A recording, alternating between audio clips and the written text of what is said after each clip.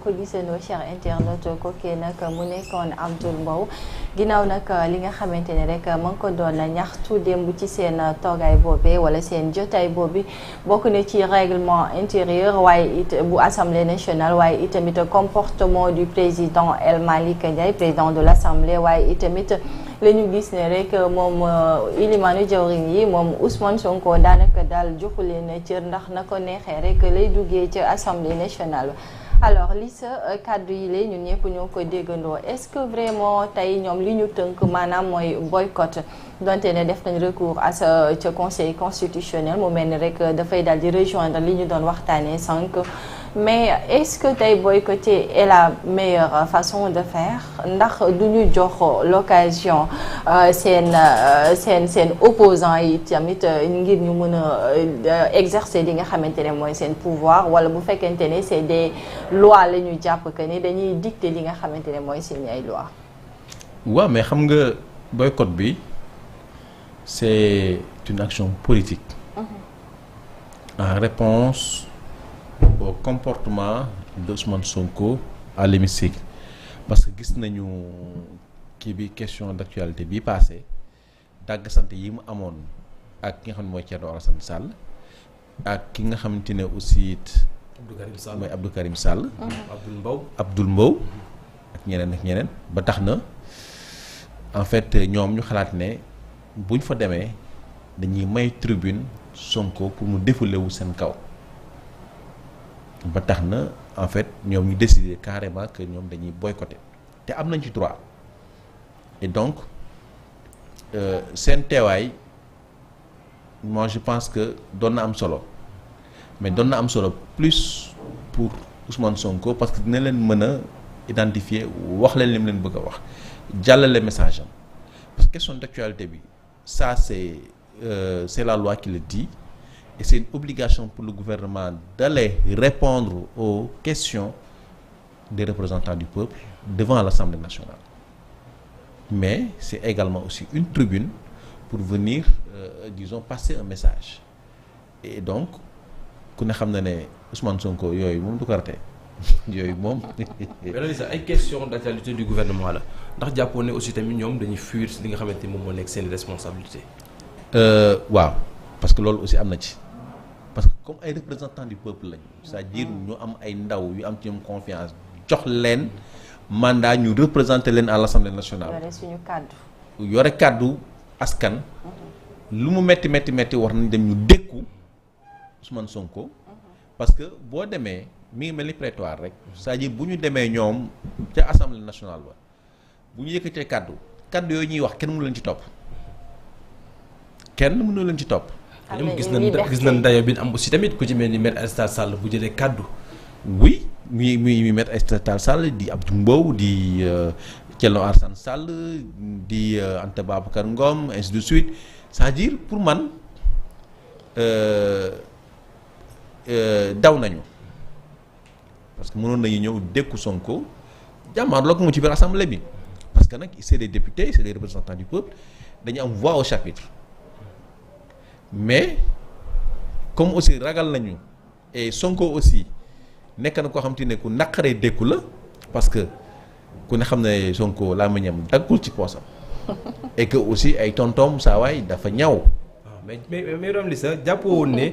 ci contexte la woon ngir ñu mën a wax ci dossier Adji Sarr quand même parce que tamit lu ci mën di am mooy Ousmane Sonko bëggul ku ci wax ci ni mu ci waxee. mais jamono ji Ndeye Khady Sarr Ndeye Khady Ndiaye ñu ne génn na ci li nga xamante ni moom mooy mbiri ñu ne déetawaay mais ce sont des questions d'actualité quand même Adji Sarr nee na am na nationalité suisse xam nga keroog newoon naa la fii des questions d'actualité ñun dañuy def focus ci li nga xamante ne moom mooy jëmale réew mi kanam mais pas pour li nga xamante ne nii moom mooy des trucs politiques wala des trucs yoo xamante ne mën nañu ko jàppee sax des faits divers et puis les questions d'actualité sont définies est-ce que lii du nekk question d'actualité parce que tey Ousmane Sonko député Ousmane Sonko bi mu nekkee hémicycle bi la fois passée demande na question bu à ce que bi ñuy wax loi d'amnistie bi mooy ñu indiwaat Adji Sarr ak ki nga xamante ni moom mooy Ousmane Sonko ñu jugé waat leen parce que loolu moo nekk mais xam nga loolu moo nekk au cœur ci affaire amnistie bi problème bi. waaw non mais xam nga question d'actualité c'est défini question actualité la mais question actualité bi c'est-à-dire tey dañuy jël question wu Mëlay jël question Abdou Mbow jël question wu Koura jël question wu Abdou Karim Sall jël question wu Pape Djibril Fall ainsi de suite daal nekk question yaa ngi nii léegi nag débat bi c'est autour de ces questions là. Et bien entendu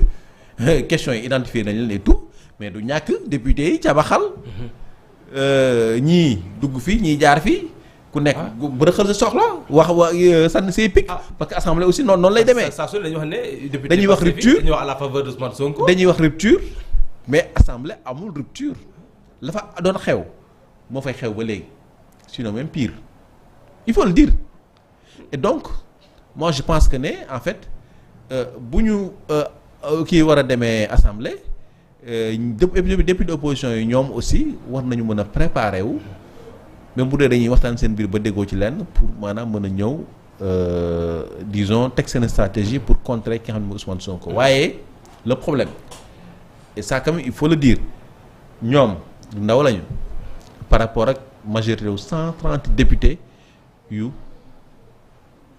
Pastef et 130 députés yooyu noonu am na ñeneen ñoo xam ci ne manifesté wuñ ko mais presque rejoindre nañu Pastef donc yow. bu dee kii dafa am majorité écrasante ñëw di wax ba géex c'est-à-dire yow boo waxee fukki nit tontu la dal sa kaw en attendant nag Sonko bi mu lay war a andil rokkos la mais saa waay bu dee dëgëru fi da ngay daw. ñun de assemblée lañ fa gis léegi c'est de bonne guerre donc ñoom itam lu fekkente ne daa am loo xamante ne ils ont des épines yu leen di déranger. La meilleure façon c'était d'aller à l'hémicycle ñu taxaw jàkkaarloo ak ki nga xamante ne ni moom mooy le premier ministre de ce fait que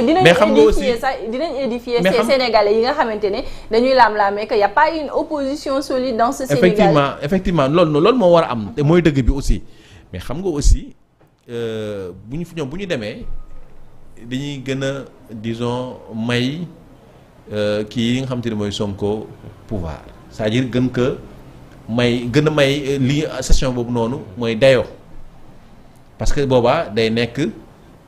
même bu dee force yi tolloowuñu mais dina am quand même waaw dina am rapport de force parce que quand même ku demee ne Abdou Mbow moom dina dóore dina fayu moom waaw ku ci demee ni Aïssata Tall Sall même si c'est bërëxal yi mënul ñàkk waaw bërëxal li mënut a ñàkk même ku dee Aïssata Tall Sall dina bërëxal waaw non day moo nga ko soxla korok affaire armement yi affaire Russie yi lu mu gaaw bërëxal lu ko Abdou Karim Sall non bërëxal bu doy waar du bërëxal day menacé waale mooy li ñuy wax kay en quoi Ousmane Sonko manqué na leen de respect parce que tamit bu fekkente ne c'est un premier ministre wala aussi c'est un peut-être Ousmane Sonko boo xamante ne un Ousmane Sonko rek la ñuy wax parce que Ousmane Sonko nit ñi xamee nañ ko fukk xamee nañ ko mën a dagg santé alors bu fekkente ne dañuy wax ne tey Ousmane Sonko bu demee ci Assemblée nationale kàddu ya muy wax dérangé wu leen alors que ce sont des représentants du peuple donc ñoom dañuy faillir à leur mission. mais waru leen déranger parce que en fait ils sont là-bas pour ça ils sont là-bas aussi pour apporter la réplique au gouvernement dañu war a dem affronter kii di Ousmane Sonko loolu mooy seen devoir parce que on leur paye pour ça ils sont payés pour ça mais donc li ñu def nii effectivement mën nañ considérer que dañoo daw dañu war a dem toog jàmmaarloo carrément ak 130 députés Pastef ak ñi ci topp jàmmaarloo ak ki nga xamante ne moo di Ousmane Sonko même bu dee rapport de force bi c'est pas très équilibré mais quand même ñu xam ne au moins ñii def nañ ci na warugar. et puis ban politique moo mës a adopté mooy façon de boycott kan moo ko mës a adopté ba nga am ci résultat soit dafa yàq sa carrière politique mais tout le temps ñoom il préfère non mais ça dépend nag reproduire ses vieilles habitudes. non mais ça dépend nag parce que gis nga boycott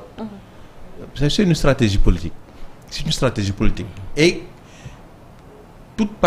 parti politique ou toute coalition politique est libre maanaam de décider de boycotter. boo xoolee local yu 2009 yi kii dañ ko boycotté woon opposition bi da ko boycotté woon et donc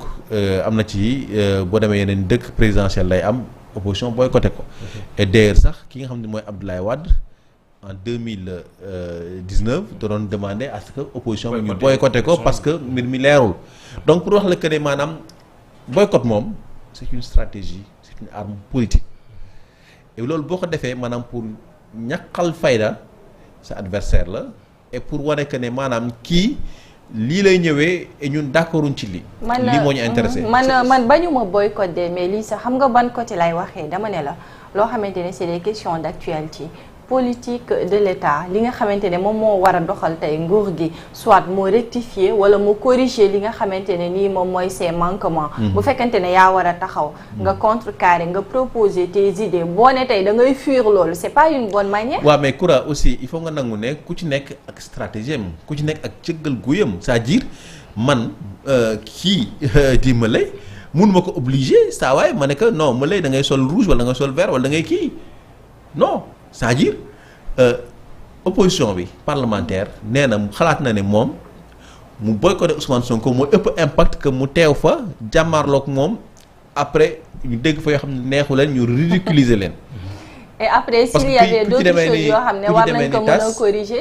mu nax saay non xanaa du ñàkk peut-être après ñoom bu ñu paree nañu bind seen i bind yónnee comme ni ñuy faral di def. te mën na wax ne premier retrouvaille la sax entre ñoom seen biir opposition bi. parce que boo xoolee les non inscrits. 23 lañu takku wàllu ñoom ñëpp ñoom ñoo ànd seen biir. bëgg a boycotté 23 lañu ñu ànd ne dañuy boycotté. Yaram Lissa ak contexte bi ndax war nañ mën a déprogrammer aussi tamit li nga xamante ni moom mooy même pas quelques heures ñu war a dem fële ca pencum ndawi réew ma ni ki tey jilee démb rek lañ jot li nga xamante ni moom mooy bataaxal bi à ce que dañ ko pousse ba le 14 lundi ndax jàpp nga ne loolu aussi tamit war nañ mën a am. waaw yoon la parce que xam lu tax yoon la bu doon ci lu woon ne ñaanuma ko yàlla xalif beneen tarixa la day am donc pour respect à tous les Layènes seen xalifa génn àdduna et kii bi nekkoon le lendemain même bu dee prétexte am na ci dañ ko war a pousse et moi quand même bi ma déggee pousse bi dama ne ah lii de moom c'est une très bonne idée une idée très sage parce que loolu day wane ne maanaam amul xàjj ak seen entre tarixa yi entre maanaam communauté religieuse yi parce que gis nga fii lu yàq xelu ni dafa sew dafa gaaw te buñ ko taxawaloon nii gars yi dem assemblée mbii coo mballoo bi coow li fii jàppal bàyyil ainsi de suite kaddu ñagas yi mais nañ ne xalifa bi mi ngi yàlla moom que 24 heures maatagul sax xam nga genre kii amati assemblée waaw ku ne xam na assemblée nu mel donc moi c'est normal vraiment et ki am idée bi war nañ ko ci sant gërëm ko parce que c'est normal et Sénégal bu ñu waxante dëgg aussi c'est le Sénégal des communautés religieuses et tout ça on doit le manager on doit gérer ces choses-là ba nga xamante ne maanaam apparence yi dinañ ko sauvegarder parce que bu nañ ci nu wonee maanaam amoon na forcing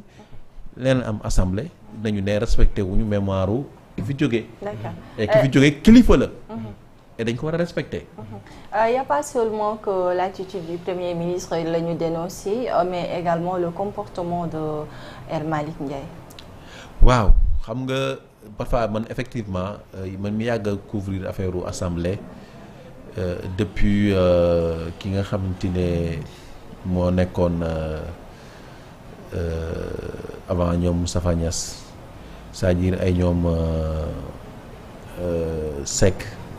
Mamadou Seck Pape Diop surtout Pape Diop donc président assemblée nationale dafa am posture bu mu war a am lu mu far bu toogee ci perchoir bi dafa war a am équidistance c'est-à-dire ñu war a ñu éviter trop di signaler booram même si des Niass parfois doon na ko am parce que Niass parfois dana am ay kàddu yoo xam ne exercer sa force ak son appartenance politique. oui mais ça bokk na ci lu ko desservir lu bëri nag. waaw parce que après nit ñi dañ ko doon couper di ko génne di ko kaañoo di ko wax yoo xam te ne ay doom du la neex et je pense que loolu moo gënoon yokk tax doomu kii Niass Moustapha Niass yi ñoom dañ doon xeex pour que maanaam paa bi bañ a continuer nekk di def politique parce que dañ ci doon dégg loo xam ne di ci dund loo xam te ne seen xol da doon naqare te doon ñu mën dara. parce que xam nga président assemblée nga taxaw boo waxee yenn député opposition yi xam ne seen làmmiñ kiiwul seen poste dañ lay tontu. mais ni que ki nga xam ne mooy El Malick Ndiaye di defee dafa ëpp parce que pour maanaam mu participer dans le débat effectivement dafa war a jóg benn vice président ñëw toog mu laaj parole wax li muy wax. koo ko demaat. parce que quand il est président il est le président de tous les députés. quand il veut porter li nga xam te ne mooy mbalaanu parteem dafay kay maanaam. doon député day doon député simple. loolu il faut que nit ñi xam ko maintenant nag El Malick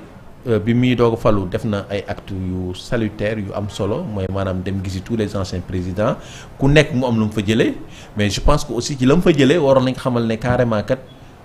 boo nekkee au perchoir am na ci yenn comportement yoo xamante ne war nga di ko éviter et munoo maanaam di intervenir disons de manière intempestive ci débat bi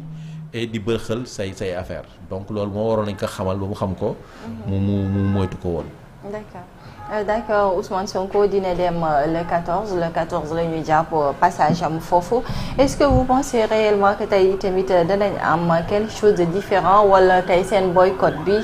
mën nañu am pouvoir mën na leen tendre la main à ce que ñu retrouver waat ci Assemblée nationale juste pour une bonne cause. non xam nga en fait pour man déjà le fait que ñoom ñëpp ñu nangu signer li nga xamante ne mooy recours bi devant le conseil constitutionnel c'est une bonne chose parce que déjà ils sont en train de li ñuy def maanaam am benn genre coalition ci biir assemblée bi pour di xàccandoo di dóorandoo parce que ñoom bëriwuñu quand même et bu ñu dee dem de manière isolée avec des échappées solitaires mënuñu def dara même bu ñu dëgg gis nañ Abdou Mbow comportement mu fa am ak parfois ni muy quand même sonalee pouvoir bi. Aïssata Tall Sall kii di Thierno Alassane Sall kii di aussi Abdou Karim Sall ainsi de suite mais des na. mais nii ñu def benn genre coalition parlementaire de l'opposition je pense que c'est quand même important. maintenant nag dina wàññi dara ci le 14. loolu il faut ñu dem ba le 14 ñu doog ko xam. tout dépend ci missile yi nga xamante ne. Sonko moom lay indaale. parce que xam nga Sonko moom kese rek déjà làmb la. ut na làmb. bu amoon nag maanaam adversaire yu am dayoo. làmb ji daan na gën a neex. maintenant comme nag adversaire nekkatuñ fa. Sonko ñu xool nag lan lay andi. parce que nag dayoo assemblée ba le 14 moom. mi ngi dépendre ci li Sonko di andi. ma nga dépendre également aussi ci li nga xamante ne na ko joxe comme révélation parce que Sonko même le président de la République am na ay pouvoirs yoo xamante ne il connaît en avance il est en avance sur beaucoup de choses te it aussi it parfois sax da ngay am impression que ne moom moo yor mbir mi. D'accord mais vous ne voyez pas que premier passage am ñi nga xamante ne nii moom mooy député yi mu bokkal parti am nañu def nañ benn différence maanaam ci seeni ay questions am na loo xamante ne nii ça a apporté un plus ci peuple sénégalais bi. waaw non mais xam nga toujours rek y a des questions yoo xamante ne ça touche les terroirs. parce que en fait un député il représente un terroir. il représente disons une communauté. et donc yow. boo fa nekkee yow il faut nga defaan waa Daara Jolof forage yi baax na baaxul mais da nga ko wax bu dente ne nag yi amuñu fu ñu naanee wala nag yi amatuñ lu ñu lekk da nga ko wax bu dente ne aussi li nga xamante ne mooy kii sanitaire bi amul plateau technique bu am solo aussi da nga ko wax parce que député loolu mooy seen rôle et loolu la ñu war a taxawee biir assemblée nationale jàmbatu population ca seen dëkk la ñu war a jël teg ka ci kanamu ñi nga xam te ne ñoo yor réew mi muy ministre yi di premier ministre di président ñëpp dégg ko comme ça ñu wàcc ba andi saafara c'est ça le rôle. mais nit yi dañ doon xalaat que ni du ñu andi des questions épineuses yoo xamante ne mën a déranger le premier ministre. non alors que loolu constaté nañ ko fa ce jour-là des questions yoo xamante ne peut-être mën a déranger. ma xamal la nag. prêt à porter ba tey jeexul wala. gis nga Koura. pouvoir yi fi jaar yëpp nag. muy Sénégal muy étranger muy feneen. premier ministre bu waree ñëw assemblée les députés la majorité dañuy def réunion. ku ci nekk ñu am lu ñu la gàll. ku ci nekk am nga rôle booy jouer. c'est comme ça que ça non. te war doon demee noonu quand même. mais si c'est comme ça que ça marche. mais sénégalais war nañoo xam seen bopp quand même parce que bu fekkee ba député yow askan wi fal la yow nga war a toogal askan wi pencum ndeyu réew ma tey ji nga dem jiital parti intérêt parti. non mais loolu non déedéet. mais loolu je pense que du tey lañ koy fustiger également parce qu'on a toujours vu des députés yoo xamante ne dañuy taxaw naan député Macky Sall la non mais député Sonko la mais noonu la mos a demee nag. te noonu la demee ba faaw déedéet mais loolu du Sénégal kese de. foo mënti dem ci àdduna bi. même ba États-Unis bu waree am une session importante député majorité bi dañuy réunir yow ñu jox la maanaam bu Abdou Mbow waxee fi nga koy dóor su la ci ay affaire mu ci Abdou Mbow attaqué parce que foofu noonu loo fa wax kenn lu topp. kenn mun la fa topp léegi nag yow da ngay équilibré da ngay jël paragraphe bii da nga ciy sant nga xam ne premier ministre bi gouvernement bi yi dem jot a def. fii nii nga ñëw poser say questions au territoire fii nii nga attaqué noonu lay demee généralement. et bu ñu leen di coacher aussi loolu la leen di waxee c'est-à-dire am na partie boo xam te ne pour caresser état bi dans le sens des poils lii nii pour ay doléances la. introduction développement conclusion. exactement exactement léegi nag aussi am na nag.